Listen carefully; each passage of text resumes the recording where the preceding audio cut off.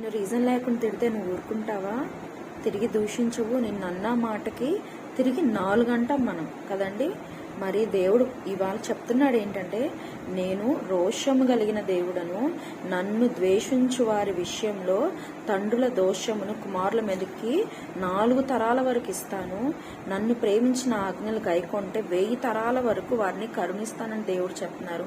మరి ఈ రోజుల్లో డిబేట్లు కూర్చొని పని కట్టుకొని మరి డిబేట్లు పెట్టుకొని యేసు ప్రభుని దూషిస్తూ ఉన్నారు, పరిశుద్ధాత్మను దూషిస్తూ ఉన్నారు, దేవుని వాక్యాన్ని చెప్పేవారిని దూషిస్తూ ఉన్నారు, ఎంతో బూతులు మాట్లాడుతున్నారని, ఎంతో వల్గర్గా వారితో బిహేవ్ చేస్తున్నారు, ఎంతో చాలా దారుణంగా మాట్లాడుతున్నారండి.